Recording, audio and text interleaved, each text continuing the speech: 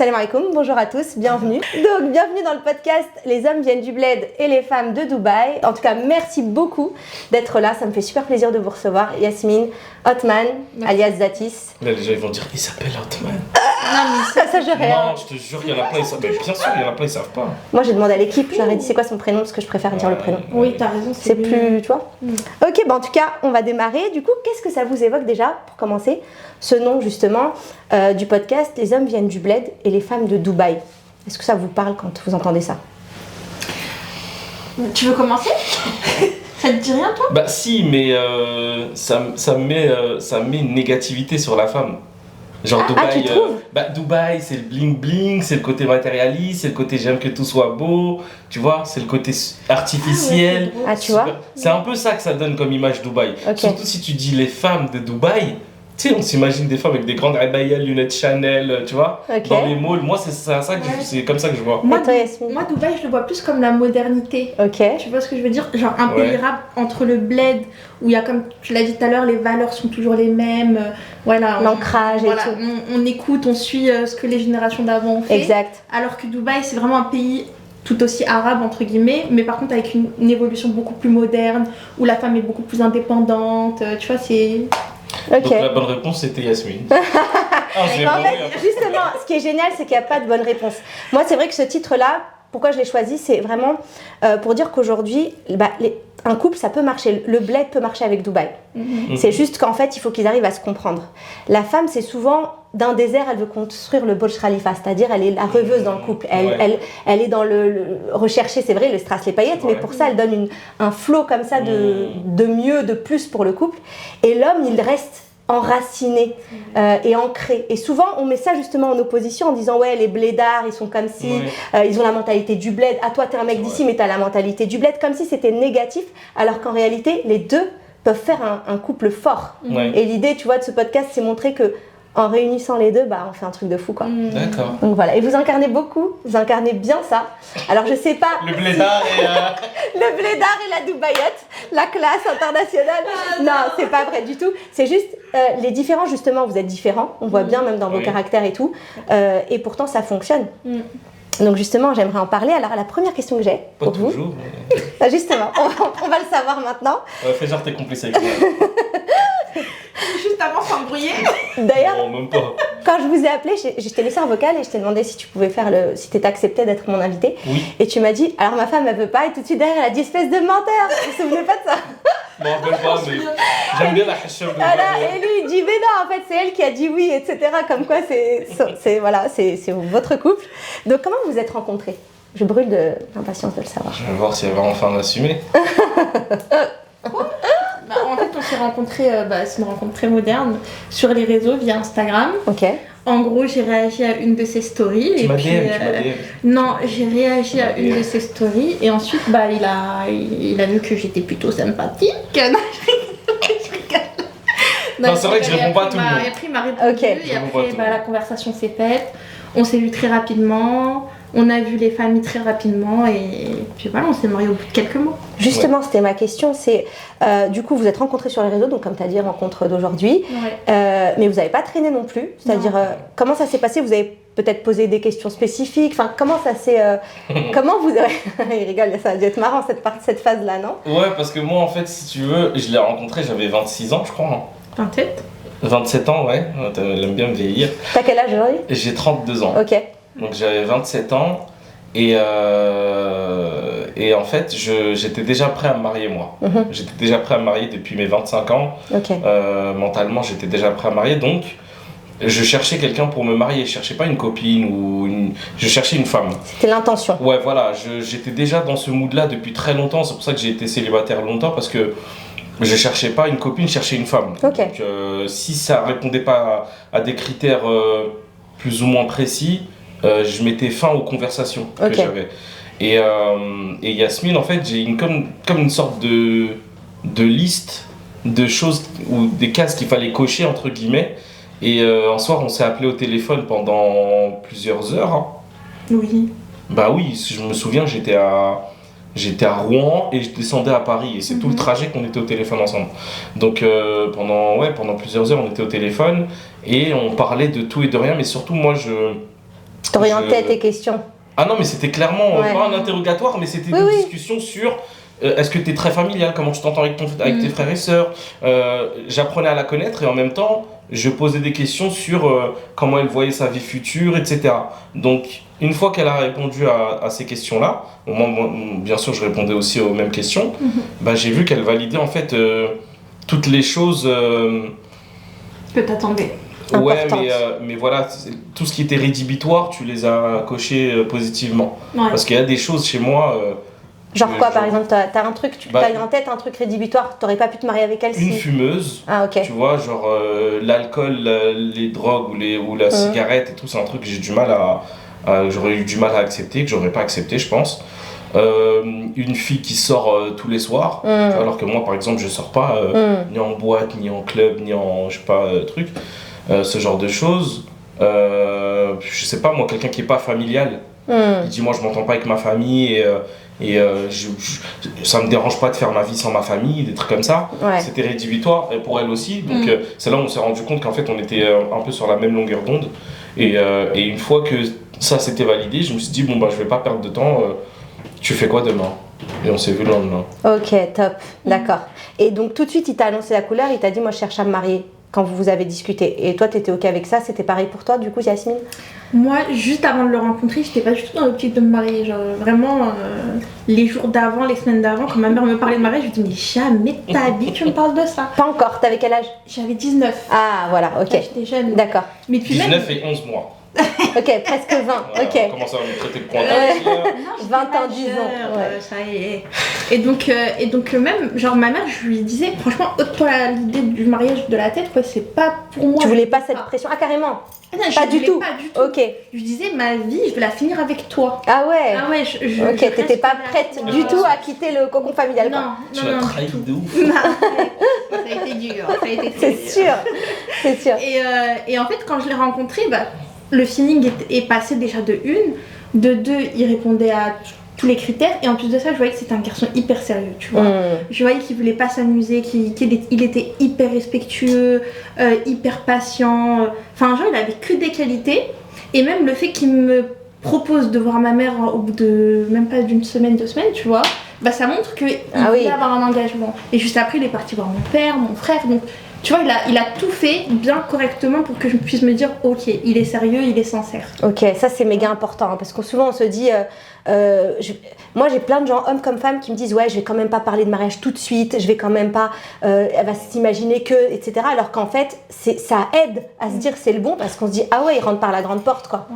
En fait, des fois il y a des femmes qui attendent que ça. Bah oui. Qui attendent qu'on leur parle de écoute, moi je suis. Mais c'est vrai que un homme, quand il va venir parler avec une femme et qu'il va lui parler de mariage tout de suite, il y a deux choses. Soit elle va se dire, ok, il est sincère, il est sérieux, soit elle va se dire, ouais, vas-y, lui, il y a encore l'un qui lâche des belles paroles pour me promettre la lune et au final, c'est pour mytho. Tu penses que la confiance, elle est un peu rompue entre les deux? Il y a eu beaucoup, on connaît tous des histoires. Tellement il y a des femmes, j'ai dit toutes. On connaît toutes. Je l'ai entendu. Mais, on a tout entendu, en fait, on n'a rien dit. On connaît tous des histoires où il y a eu promesse et finalement elle n'a pas été tenue. Le mec vendait mondes et merveilles à la fille et au final il n'y a rien eu. Donc j'ai pas parlé de mariage tout de suite, mais j'ai dit moi c'est du sérieux, je cherche du sérieux. On a dit sérieux. Voilà. Et après, on a parlé de mariage très Oui, c'est vrai. Et ta famille, elle a hyper apprécié ça aussi, tout de suite? Non. Ah, comment ça s'est passé? Oui, ma mère, elle était ok. Parce que t'étais quand même jeune, c'est ça? Ouais, c'est ça en fait. En fait, j'étais jeune et ça s'est fait tellement rapidement que ça a choqué tout. Ouais, ils ont pas eu le temps de s'habituer à l'idée, en fait. Ouais. Il y en a plein qui pensaient que j'étais même en relation avec Othman depuis genre 3 ans et tout. Et genre, je le connais depuis 2 semaines. Ouais, ils t'ont presque pas cru, quoi. Ils t'ont dit, ah, tu nous le sors du chapeau, ça fait longtemps que tu le connais depuis le lycée et tout. Et... Ok. D'accord. Mais non, sinon ma mère, elle regardait ses vidéos. Elle le connaissait? Ouais, elle le connaissait. Mon frère aussi regardait ses vidéos. Et il l'aimait bien ou pas? Et ben voilà, c'est ce que j'allais dire. Et ben il a de la chance. Parce qu'il a une bonne image entre guillemets sur les réseaux. Ok. Tu vois, c'est quelqu'un. Contre guillemets. Non, mais... J'ai une bonne image. alhamdoulilah, j'ai une bonne image, ça va. Oui, tu as une bonne image. Entre guillemets, c'est-à-dire que genre en fait ils montrent quelque chose de bien, mais en fait. Non, mais c'est important. Parce que tu sais, sur les réseaux, si tu montres par exemple un côté de toi, ou parfois c'est même pas des vraies personnes. Oui, c'est vrai. Un personnage, tout ça. Si c'est quelque chose de négatif, je pense que ça aurait été mort pour lui. Oui, clairement. Mais justement, est-ce que du coup, donc il était déjà connu sur les réseaux quand tu l'as rencontré, et est-ce que ça t'a pas fait un peu peur parce qu'en réalité, il est quoi, à l'époque ton travail c'était humoriste comme maintenant, donc tu gagnais ta vie, mais on a toujours peur en fait, un humoriste, on se dit c'est pas toujours les mêmes revenus, etc. Est-ce que ta famille ça leur a fait peur? Est-ce que toi t'as eu peur, ou tu t'es toujours dit c'est un mec sérieux et il va assurer quoi qu'il arrive? Ouais, je me suis tu t'es dit ça. D'accord. Toujours, c'est un mec sérieux qui va assurer. Et ta famille, c'est pareil? Ma mère, c'est pareil. Ils ont eu ce ressenti? Ouais, complètement. Ils ont vu que c'était un bosseur, ils ont vu que c'était, comme on dit chez nous, un vrai homme. Tu vois, il a des valeurs fortes. Il assume, ouais, voilà, c'est ça en fait. Okay. Ce qu'il doit faire, il le fait très bien. Et non, ça a rassuré énormément ma mère, parce que tu connais, les mamans, elles veulent pas lâcher leur enfant. C'est sûr. Il n'y a pas quelque chose de sûr, etc. Elle avait un peu peur par rapport au métier de comédien, etc. Mais elle a vu que. Non, il a fait précaire ce genre de métier. Oui, c'est ça. Ça n'a pas bonne réputation. Un jour t'es connu et puis le lendemain tu peux tout perdre pour un bad buzz, un truc, tu peux tout de suite. Mais je l'avais dit, de toute façon, ça je l'avais rassuré, je lui ai dit le jour où ça marche plus. Je fais autre chose, je suis capable. En manutention, facteur, j'irai faire un taf quoi. Ok. Je suis prêt à ça depuis que j'ai commencé ce métier. C'est ça. Justement, ça c'est un truc où je veux vraiment inciter, parce que souvent aussi des hommes qui n'ont pas forcément beaucoup de moyens, ils osent plus aller demander la main de femmes, de certaines femmes, parce que ils se disent comment je vais me présenter, moi je suis en train de finir mes études, ou j'ai pas encore trouvé ma voie, ou je suis en formation, tu vois, tous ces moments où on n'est pas très stable dans sa vie, mais en fait c'est surtout la posture qui compte. C'est est-ce que moi je vais donner ma fille à un homme qui est capable, qui je sais derrière il va aller trimer s'il faut, même si c'est pas dans son domaine de compétences, même si c'est pas dans et ça c'est important. C'est le plus important, parce que après, nous on a cette mentalité blédard un peu pour le coup. Mais du coup c'est l'homme qui doit tenir son foyer, les finances surtout. Les finances de son foyer. La femme elle a le droit de travailler, si elle travaille et qu'elle a déjà son taf, etc.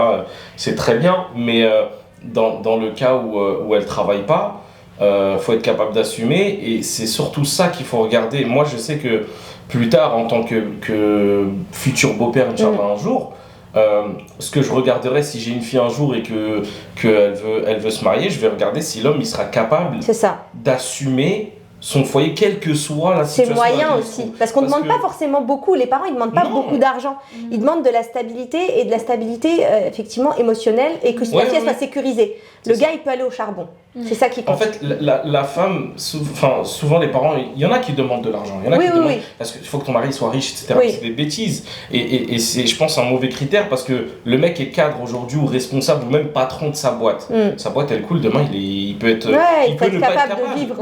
Alors que quelqu'un qui a un boulot d'intérimaire, tu peux être sûr que lui, quel que soit le taf, il va relever les manches et aller chercher l'argent où il faut, tu vois. Donc c'est plus ça qu'il faut regarder. C'est vraiment la posture.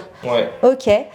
Donc on m'a parlé un peu des questions prémaritales tout à l'heure. En fait, finalement, vous les avez fait de façon intuitive. Tu as posé des questions sur sa famille, sur son rapport avec ses frères, avec son père, avec sa mère, etc. Tu vois comment elle... Et toi pareil, j'imagine. Et du coup, j'ai une question, moi, souvent, qui me revient d'ailleurs. On me demande souvent... Est-ce qu'on peut être sûr avant de se marier que c'est la bonne personne? Est-ce qu'avant de te marier, genre le jour de ton mariage, tu pouvais dire à 1000% c'est sûr, c'est lui? Non, on est d'accord. Parce que les gens attendent parfois ouais mais je suis pas encore sûre, tu sais, et ils se jettent pas à l'eau. En fait, on sera jamais sûr, on est d'accord. Je partage. C'est comme on n'est jamais prêt d'être parent. Ouais, exactement. C'est dans le même délire, totalement. Parce que même la veille du mariage, tu te poses la question, est-ce que c'est le bon? Est-ce que je fais le bon choix? Est-ce que je vais pas le regretter? Exactement. Mais en fait, c'est comme dans tout, c'est comme dans l'entrepreneuriat par exemple. Si tu te lances pas, tu tentes pas, tu sauras jamais. Ouais, tu vois. J'ai 12 ans là, donc. Chips. Si j'ai 12 ans, t'as 3 ans, toi. Bref. Non, mais c'est vrai que ce truc-là, c'est normal de se poser la question de est-ce que je suis sûr ou pas. On n'est jamais sûr à 100%. Et moi, je dis une phrase que mon père me sortait tout le temps quand j'hésitais ou quoi. Tu vois que Allah, ça veut dire tu places ta confiance en Dieu et tu fais les causes et t'avances. Et Dieu, et même si ça ne doit pas marcher, genre le divorce ou pas, alhamdoulilah, ça fait partie de ton parcours, de ton chemin en fait. C'est exactement ça.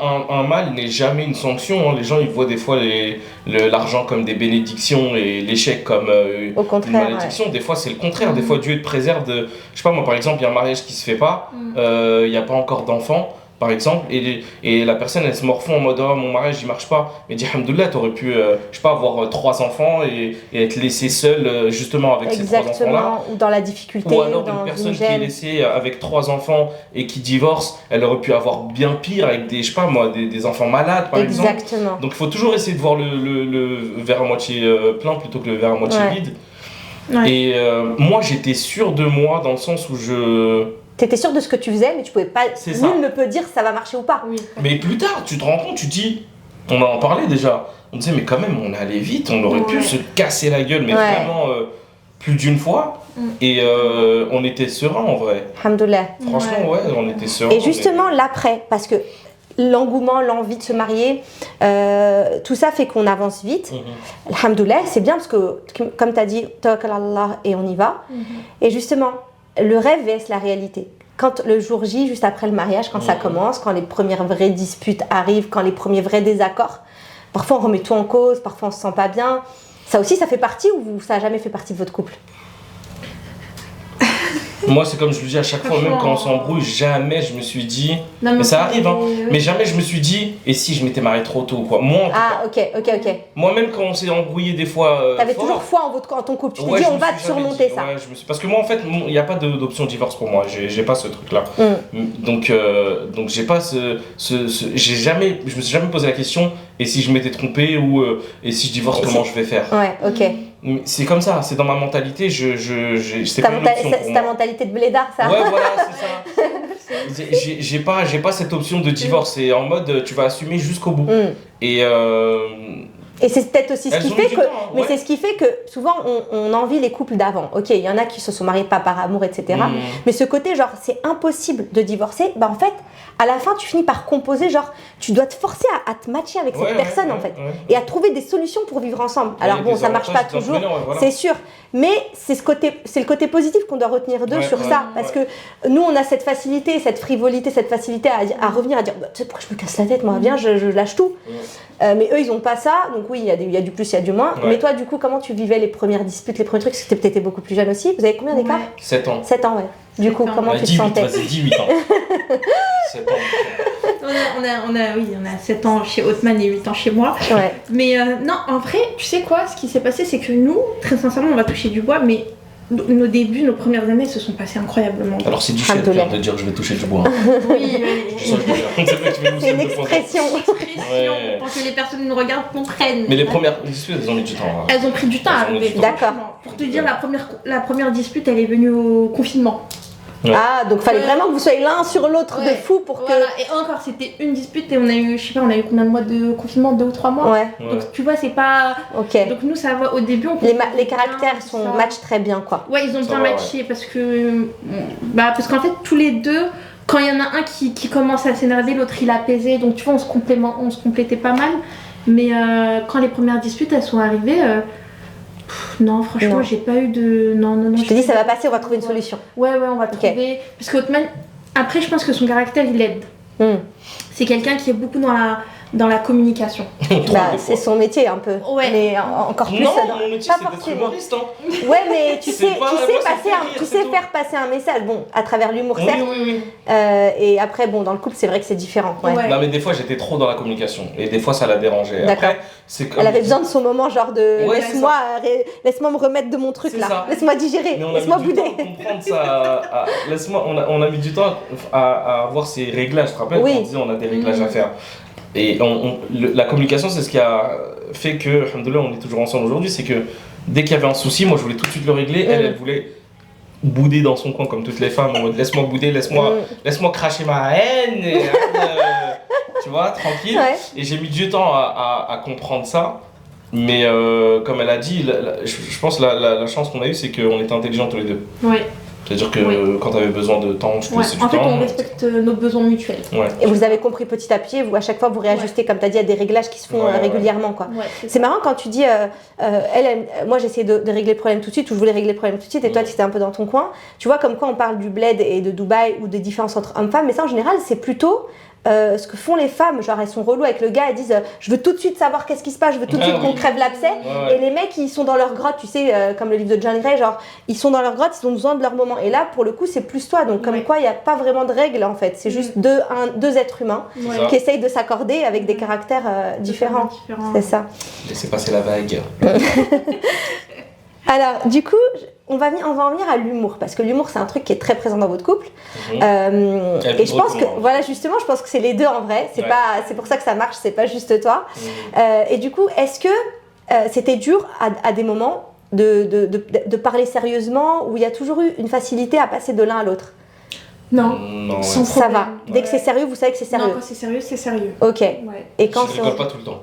Ok. Les gens qui me suivent le savent, parce que je fais des émissions où je suis sérieux. Oui, c'est vrai. Quand je parle sur mes réseaux, dans mes stories et tout, je suis très souvent sérieux. Et l'humour fait partie intégrante, mais c'est pas le seul moyen de communication. Ouais, non. Ok. Non, du tout. Sinon, ça aurait été compliqué, je pense.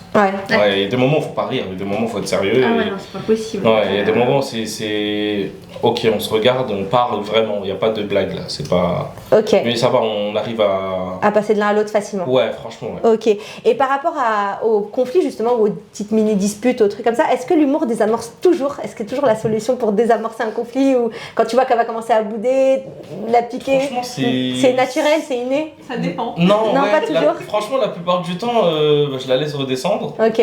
Et après, je vais la voir et on parle. Et une fois que c'est bon, on a parlé, c'est bon, on passe à autre chose. Mais c'est vrai que souvent, la fin, c'est. T'as boudé pour rien. Comme ça, qui fait que c'est bon, on a compris que c'est fini. C'est juste la conclusion. Elle sort sa petite voix de nounours de « Mais tu t'es méchant !» On est comme ça.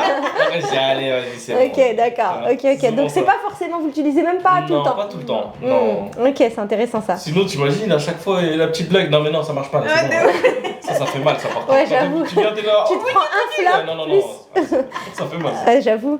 Ok, et donc par rapport à son métier justement d'humoriste, de comédien, comment est-ce que il y a eu des moments où c'était dur à vivre ou pas en fait? Tu vois, le mode de vie, je sais pas moi, j'imagine il y a des, il y a on va dire des horaires peut-être parfois qui sont relous à vivre, ou des fois t'es tout seul avec le petit et t'aurais bien aimé qu'il soit là quand il est malade de soir, j'en sais rien, j'invente peut-être, mais est-ce qu'il y a des moments c'est plus dur que d'autres, ou en fait c'est un métier comme un autre et ça n'a jamais posé problème? C'est vrai que les 10 filles qui nous attendent chaque soir devant chez moi et qui me disent c'est vrai que ça c'est relou.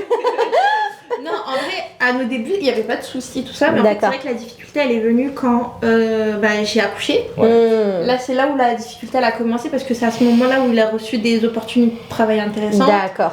Tu vois, et dans ce métier-là, on peut pas dire non plus tard. Oui. C'est maintenant ou tu jamais. Tu saisis, en fait. Ouais, tu sais pas si ça va revenir ou quoi.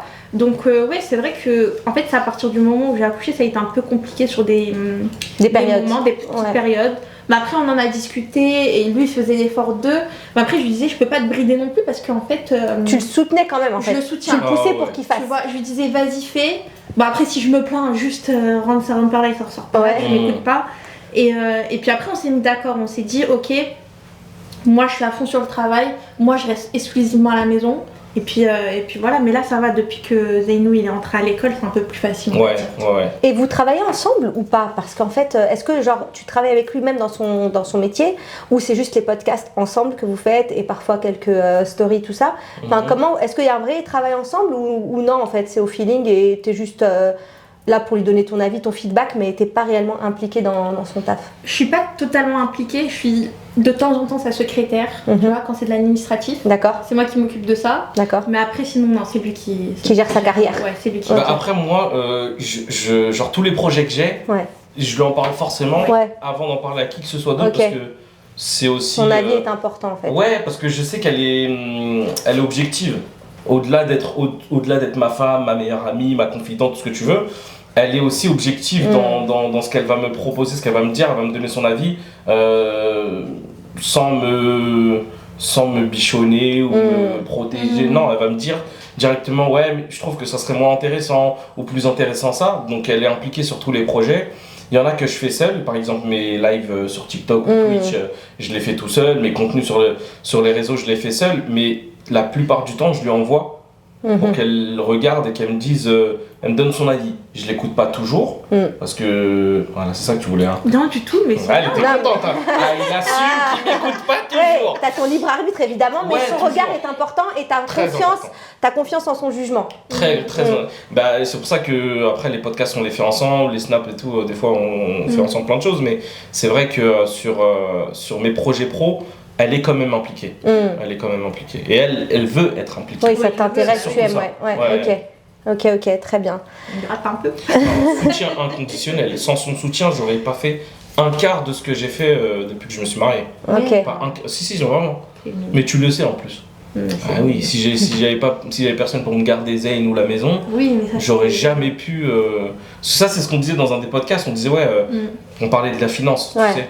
Genre l'homme qui va travailler et la femme qui truc et le mec qui dit mais c'est mon argent ou la femme qui dit mais c'est son argent. Non, c'est la femme qui permet à l'homme d'aller chercher l'argent. Ouais, c'est ça. Donc c'est plus l'argent de la femme foyer, ou du foyer que l'argent du mec en vrai. Parce que sans la femme, le mec il peut pas aller chercher le c'est ça. Tu dois t'occuper de la maison et des enfants. Donc, ce discours-là m'énerve, moi.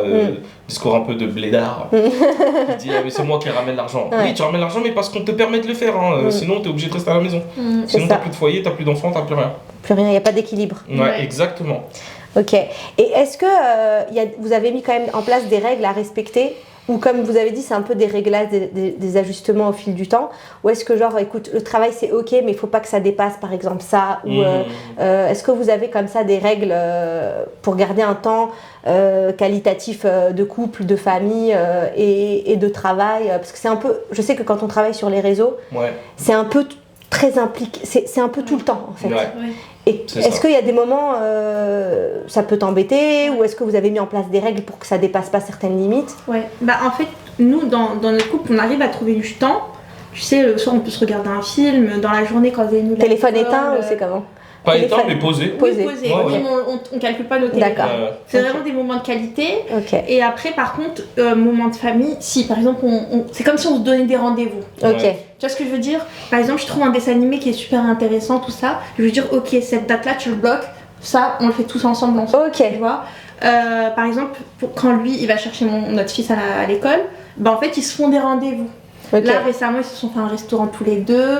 Ils le récupèrent, ils vont au parc, ils donnent à manger aux animaux parce que mon fils. Ils ont leur moment, tu vois. Donc en fait, on s'est créé des rendez-vous, mais avant d'arriver à là, il y a eu des petites disputes, des réglages et.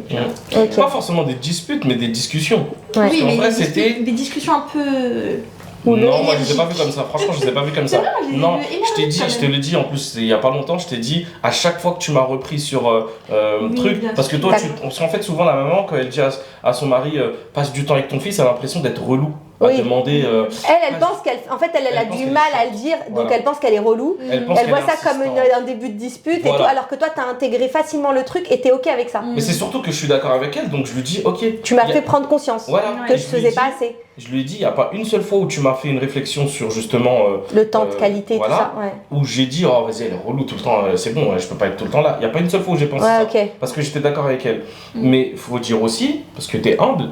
Mais c'est toi qui venais me dire il faut faire des réglages là parce que ça. Parce qu'il y a des moments où moi je le vois pas forcément, que je loupe des choses ou quoi. Je m'en rends compte peut-être beaucoup plus tard. Et elle me dit. Elle me alerte. Voilà. Là il est en train d'apprendre ça, faut que tu sois là. Là il a besoin de toi. Elle prend beaucoup sur elle et au bout d'un moment, c'est ce que je lui reproche un peu, c'est qu'elle attend que ça pète pour me dire. Ouais, mais par exemple, là, ça faisait 2 mois que. T'avais pas fait une sortie ciné ou je sais pas, un truc, Ou alors, là, on n'est pas sortis ensemble depuis telle date, ou alors, tu sors 4 fois par semaine, c'est 4 fois dans la semaine, et le petit, du coup, il te voit pas le soir, il te voit que le week-end, et encore le week-end, on va chez tes parents, chez les miens, donc il te voit pas que tout seul avec lui. C'est toi qui as l'initiative à chaque fois de prendre des rendez-vous avec lui, sort ensemble. C'est pour ça que maintenant, j'ai l'habitude je le récupère à l'école, on va au parc ensemble, c'est notre petit rendez-vous. Ouais, c'est trop bien. Par exemple, elle a dit, le restaurant qu'on a fait que tous les deux, de base, je lui avais proposé de venir avec moi, elle m'a dit non, je suis fatiguée, va avec lui, ça va lui faire plaisir. Moi, et c'est vrai, il devait être trop content. Il était comme un ouf. C'est le rendez-vous avec papa. Il mangeait, je le regardais comme ça. C'est trop mignon. Bah oui, parce que quand t'es avec ta femme aussi, forcément, vous allez échanger ensemble. Et vous êtes moins porté sur lui. C'est un tout. C'est juste que des fois, les papas, on n'a pas l'idée dans la tête de se dire mais ça pourrait être sympa en vrai. Parce que je vais avec lui au cinéma, je vais avec lui au parc, je vais avec lui. Mais le tête-à-tête au resto, faut y penser. Voilà. C'est vrai que ça, c'est les femmes. Tu vois, c'est les femmes qui inventent, c'est Dubaï, tu vois, dans le sens de rêver autre chose, créer autre chose. Et c'est nous, ça. les hommes, on est dans notre confort de ce qu'on sait déjà faire. Voilà, qu'on nous a déjà appris. Voilà. Et tout. Par exemple, ça, c'est des trucs que tu faisais pas forcément avec ton père. Moi, ça va. Tu le faisais quand même. Mais je veux dire, le resto, c'est un truc nouveau. Si oui. Moi, je sais pas, Non, nos générations, c'était moins quand même. C'est vrai, tu vois, c'était moins. c'est des nouveaux trucs qu'on crée qui n'existaient pas avant. Et donc, c'est vrai qu'il faut nous sortir un peu du cadre pour tenter des nouvelles expériences, en fait. Mais tu l'as très bien dit, il y a des papas, la plupart du temps, quand ils sortent leurs enfants, c'est en mode je le fais parce que j'emmène mes enfants. Sauf que les enfants, ils sont en mode ça se voit qu'il a pas trop envie d'être là.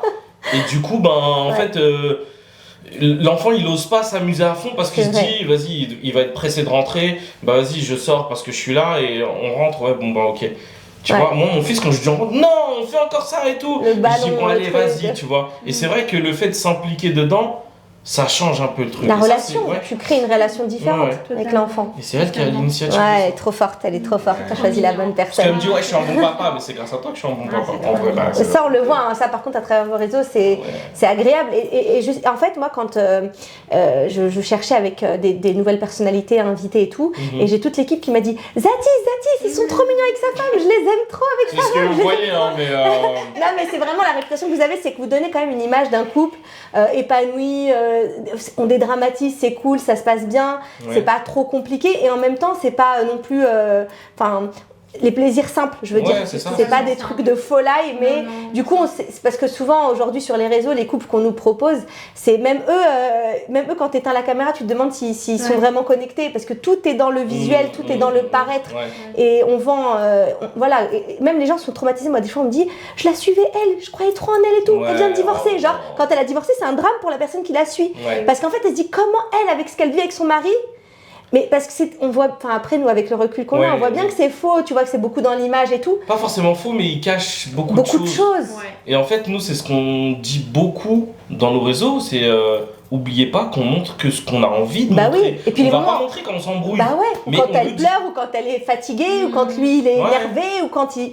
Des fois t'as pas envie de parler, tu prends pas le micro à ce moment-là. Donc il voit pas tout ça. Mais nous on s'est toujours dit qu'on mentait pas aux gens et qu'on va pas dire bon là on s'est embrouillé, ça n'a aucun intérêt. Ça n'a aucun sens. Mais on rappelle tout le temps aux gens, oubliez pas que... C'est la première chose qu'on dit quand on dit vous êtes trop mignon. Je dis oubliez pas qu'on on le dit pas tout le temps, mais oubliez pas qu'on montre que ce qu'on a envie de montrer. On est comme tout le monde, on a eu des embrouilles, on a des moments de down, des trucs.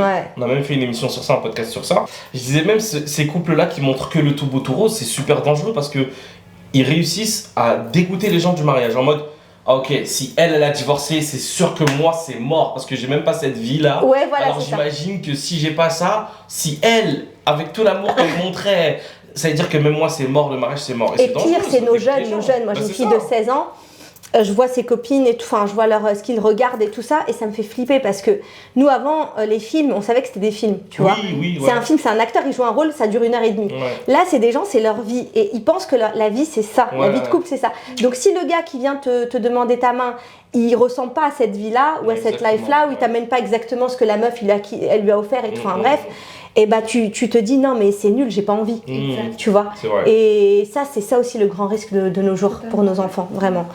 Alors j'ai une autre question un peu plus sociétale et qui parle en général de la situation du mariage aujourd'hui et des divorces. Qu'est-ce que vous pensez de la situation actuelle des gens qui n'arrivent pas à se marier? Peut-être le pourquoi, est-ce que vous avez des réponses, et pourquoi autant de divorces à votre avis? Même dans la communauté musulmane. Pourquoi ils n'arrivent pas à se marier? Je pense que c'est parce qu'ils ont peur. En voyant tous les divorces qu'il y a, non? Je pense qu'il y a la peur, qu'il y a le standard aujourd'hui qui est beaucoup trop élevé. D'accord. Je pense qu'on en attend trop de l'autre. De l'homme ou de la femme ou des deux? Des deux. Je pense que les deux, même les hommes, ils attendent un truc de ouf. Bien sûr. Ouais, je pense que... Ils attendent quoi, les hommes? Ah, des filles canons de fou. Soit des filles... Alors vas-y, qu'est-ce qu'ils attendent? C'est une hypocrisie sans nom, parce qu'ils veulent des mannequins refaites de partout, parce que c'est ce qu'ils aiment visuellement. Mais en abaya par contre. Mais même pas en abaya, en tente quechua. Genre, ils veulent des bombasses physiques, mais qui se montrent pas et qui truc, alors que c'est ce qu'ils like toute la journée sur Insta par exemple, tu vois. C'est hyper hypocrite. Mais, et derrière, ils cherchent plus à mettre les valeurs en avant parce qu'ils n'ont pas compris. Après, je dis ça parce que j'ai 32 ans et que j'ai peut-être une maturité, voilà. Mais ce qui va te faire tenir un couple, c'est l'intérieur de la carcasse, c'est pas l'extérieur. C'est sûr. Donc, parce que le physique, c'est éphémère. Et ce qui va te faire tenir avec la personne, c'est son cœur oui. et son cerveau. Parce que c'est les conversations que tu vas avoir, c'est les délires que vous allez avoir ensemble, c'est pas le physique. Donc si tu mets le physique que en critère numéro 1 et loin, derrière tu mets le reste qu'il y a dans le cœur et dans la tête, forcément ça va divorcer. C'est très superficiel en fait. Et les femmes, c'est quoi leur problème? Elles veulent quoi aujourd'hui? Elles veulent tout ça. Non, mais moi je pense que c'est vrai que c'est très physique, que ce soit envers les hommes et les femmes, mais juste si je peux faire un petit truc en plus sur les hommes, c'est que maintenant t'as le ouais, mais elle est pas assez belle pour me faire rester et me tenir. Alors cette phrase. C'est ce que je veux dire. Je pense que ça, les réseaux, ils ont une grande partie. Parce qu'en fait, le fait de toujours toute la journée. C'est tellement. C'est pas des vraies images, hein. Les gars, ils voient des meufs, c'est pas des vraies images. Mais ils savent pas que derrière. Elles n'existent pas, ces femmes-là. On retouche la photo pendant 20 minutes. C'est ça. Tu la vois en vrai, elle est tout aussi banale que ta sœur en fait. Exactement. Tu vois ce que je veux dire? Donc je pense qu'il y a ça qui joue. Moi personnellement, je trouve que c'est les réseaux qui tuent tout. Tu sais, même dans le standard de la vie. En termes de, mais dans tous les détails, les moyens financiers, les voyages, les trucs, les maisons, l'entretien, les enfants, comment ils sont habillés, vraiment c'est que du pareil. Incroyable. Tu vois ce que je veux dire? Donc ça donne plus envie. Enfin, soit ça donne plus envie, soit on se dit je veux ça ou rien. Exactement. Je pense que c'est vraiment le je veux ça ou rien. Soit le gars il dit je suis pas à la hauteur, c'est même pas la peine. Voilà, soit la fille pareil, elle est Chez les hommes, je te jure, il y a plein. Des fois, il y a des hommes qui m'envoient des messages sur les émissions que je faisais sur Twitch, par exemple, ça s'appelait Zatis Love. Et il y a des jeunes hommes qui me disaient j'ose pas aller demander la main de la fille parce que j'ai pas assez ou parce que. T'as vu un peu? Franchement. Et pourtant, c'est des gens religieux et tout, hein, genre normalement. Voilà, pour les hommes, on veut un bon comportement. Pour la femme, sa religion, ses valeurs, comme tu as dit, etc. Je trouve ça vachement triste pour un jeune homme qui est plein de bonne volonté, qui se bloque parce que il n'a pas les 20 000 € de dot. Tu vois, c'est fou. Franchement, ça me rend triste pour le mec qui est plein d'envie. Et c'est ce genre de mec-là, mais je lui dis de marier ma fille 10 fois parce que je sais qu'elle va être heureuse avec ce genre de gars. Exactement. Et ils se rendent pas compte à quel point, je te jure, c'est vraiment triste, non, genre, à quel point c'est des pépites et ils ont l'impression que c'est des crottes. Ouais, en fait, ils s'estiment pas à cause de ça. Mais c'est incroyable. Ouais, c'est vraiment le système de valeurs. Voilà, l'inversion des valeurs. Et les femmes, c'est pareil, elles sont perdues. Hein. Et moi, je les reçois, hommes comme femmes d'ailleurs, mais moi, je les reçois en général tard, les femmes.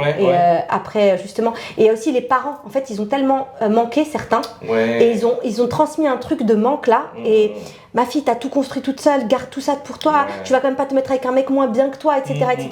Or, on sait dans cette vie, en vrai, dans cette société, que les femmes, elles ont plus réussi que les hommes financièrement parlant. C'est un fait. Donc, soit elles acceptent ça comme une réalité et comme tu as dit, elle cherche un homme de valeur qui va assurer. Moi, je m'en fous que tu aies un SMIC. Si toi, t'assures et tu te déchires tous les matins et que tu te bats pour moi et tout, c'est pas un problème, on construit à deux. Mais celles qui n'ont pas réussi à transformer ce truc-là, elles sont hyper malheureuses. Donc, c'est tellement dommage, En fait, si tu mets le plan financier en premier critère, au-dessus de tout, tu vas jamais réussir.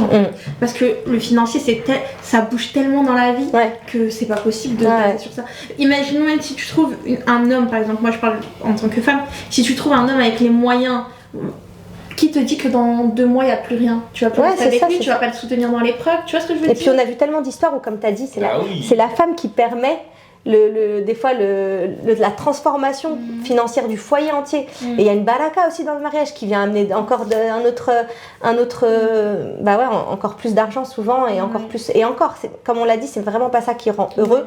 C'est important, mais ce qui est important surtout, c'est une sécurisation, c'est un homme de valeur et une femme de valeur. En tout cas, c'est un vrai problème aujourd'hui, de plus en plus de divorces à cause de tout ça, à cause des réseaux comme tu as dit, parce que si une fois mariée, tu dis mais regarde elle sa vie, regarde-moi ma vie, mais c'est trop claqué, tu vois, c'est trop nul. Puis même le fait de banaliser aussi le divorce, ça a aidé aux gens à dire on s'embrouille, divorce, hop, on se prend la tête sur un truc, hop, divorce. Comme si tu rejouais, enfin, comme si t'achetais un nouveau jeu vidéo et tu repartais c'est de la consommation. Et c'est la vie là, c'est pas un jeu en fait. C'est ça. Et je pars du principe que si tu banalises des choses qui sont quand même... Pour moi, le divorce, c'est grave. Si tu banalises ce genre de choses-là, après, derrière, ça s'enchaîne. Et puis, il y a carrément la promotion, les violences conjugales, quand tu les banalises trop, il y a des femmes qui se disent c'est normal, c'est dans tous les couples, c'est comme ça, ça arrive, c'est normal. Donc non, à un moment donné, en fait... il y a des choses où il faut un peu remettre l'église au milieu du village ou la mosquée au milieu au milieu du derbe, comme on dit. Mais il faut, enfin voilà, je pars du principe que si le divorce, tu sais que c'est une fin, mais vraiment fin, peut-être que tu vas être un peu plus tolérante, un peu plus... tu vas mettre un peu plus d'eau dans ton vin, tu vois. Mais quand t'es en mode, bon, moi ça marche pas le divorce parce que tout le monde le fait, c'est ça qui est dangereux, moi je trouve. Juste par rapport au divorce, moi je suis toujours aspect sur les réseaux et tout, même quand tu vois des influenceuses de notre communauté. C'est ça, elles en font la promotion en fait. Elles divorcent et puis elles se remarient, elles redivorcent, elles se remarient, elles se disent ah bah moi cette année j'ai divorcé 4 fois avec mon mari, mais c'est pas comme ça en fait dans la vie. Tu vois en fait il y a une facilité, genre nous ça n'existe pas les breaks. Parce qu'en vrai eux leur divorce c'est un break. Sauf que chez nous ça n'existe pas le break. Un break. Tu vas faire ton week-end chez ta mère, je avec un break. C'est ça. On va faire un brunch, c'est mieux. Tu vois, et même, c'est ça. Et même ce truc de banalisation entre les influenceuses de notre communauté, tu vois, quand toi t'es une femme assez jeune avec une maturité en construction, etc. Bah oui, tu suis, tu dis vas-y, pourquoi je me prends la tête, je suis jeune, etc. Moi je me souviens, j'avais fait une vidéo où j'avais dit en fait, mariez-vous. Un homme qui n'a pas les moyens et tout, mariez-vous même avec un pauvre, c'est pas un problème et tout, c'est pas ça qui va vous rendre heureux. J'avais fait un truc en ce sens et j'ai eu un tollé, genre ils ont repris ma vidéo, ils l'ont repostée, ils ont fait des groupes de femmes qui parlaient le nivellement par le bas, la médiocrité, tu veux nous faire nous on accepte toujours la médiocrité les femmes et c'est à cause de femmes comme toi qu'on accepte, tu vois. Et en fait il y a ça vraiment sur les réseaux, cette idée que le matérialisme en fait à fond, exacerbé, complètement exacerbé. C'est vraiment ça, en fait, il faut voyager toutes les vacances, il faut toujours avoir les dernières baskets, les dernières chaussures, les derniers trucs, mais c'est pas comme ça la vie. En fait, le problème c'est que nous, en tant que femmes de Dubaï entre guillemets, quand on réfléchit comme ça, on est en train de mettre la pression aux hommes. C'est ça. Et donc en fait, à force de mettre une pression aussi forte aux hommes, et il y a plus de mariage. Exactement. Le mec il a l'impression qu'il travaille pour des vacances en fait. Ouais. Genre mais non, tu travailles pas pour ça, c'est pas non. Et nous, très sincèrement, genre dans notre petite famille entre guillemets, les meilleurs moments qu'on a passés ensemble, ils sont peut-être chez vous en face d'un... Ils sont ensemble, un truc tout simple, un pique-nique dans une... c'est ça, dans un parc ou dans un truc. Non, le truc, la sortie elle te coûte 5 € à tout casser. Tu vois, c'est ça. Mais ça, faut savoir en fait, connaître cette saveur et la chercher en fait. C'est l'expérience de vie qui va te faire apprécier les vrais trucs. Les vrais moments. Alors justement, quels sont, on va finir par ça, les conseils que vous donneriez justement aux célibataires qui veulent se marier aujourd'hui? Dépêchez-vous. Ah purée, je l'aime bien celle-là. Alors si je mets dépêchez-vous. C'est ça. Réveillez-vous. Exactement. Faut se réveiller parce que derrière, il suffit pas grand-chose pour être heureux en fait. Moi je dirais n'attendez pas le truc parfait parce que vous allez attendre longtemps le bus, parce qu'il sera déjà passé depuis longtemps. Exact. Donc commencez pas à avoir des exigences élevées, c'est une bonne chose quand elles sont plus morales que physiques ou matérielles, tu vois. Et ne vous dites pas, vu qu'il n'y a personne, je vais prendre peut-être un peu moins. Non, si tes valeurs et tes exigences, elles sont nobles, ne les baisse pas. Dieu va t'amener quelqu'un qui va te correspondre à 100%. Exactement. Et t'inquiète pas, sois patient ou sois patiente. Si tu mets des critères qui sont effritables avec le temps, donc la beauté physique ou matérielle, quelque chose de pas solide, ton mariage ne va pas durer longtemps. Comme un château de cartes. Alors que si tu mets des fondations dures et solides, valeurs, c'est dur de changer les valeurs de quelqu'un, mentalité, cœur, c'est dur de changer la personnalité pure d'une personne. Ça, tu vas tenir longtemps avec ça. Bien sûr que c'est important le physique et la situation financière, d'accord, mais c'est plus les valeurs morales qui vont faire que ça va tenir longtemps plutôt que des trucs un peu éphémères.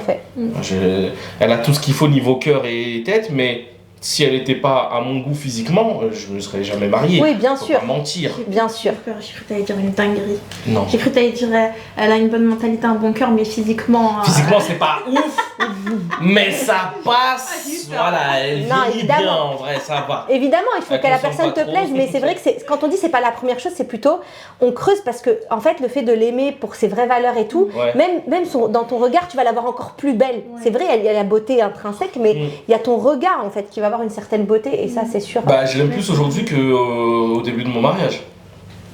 Alors que j'avais 20 kilos en moins, que t'avais combien de kilos? Je vais pas. J'avais 15 kilos en moins. Allez, Ouais, voilà, bah t'es maman entre temps et tout, donc forcément. Mais tu la vois encore plus belle. Mais je la vois plus belle et je l'apprécie encore plus parce que elle m'a montré beaucoup plus que ce que j'attendais au début. C'est-à-dire, je me suis dit, je pense que ça va être une bonne mère. Bah, c'est encore plus une bonne mère que ce que je l'attendais. Tu t'imaginais. Tu vois, donc ça a évolué comme ça.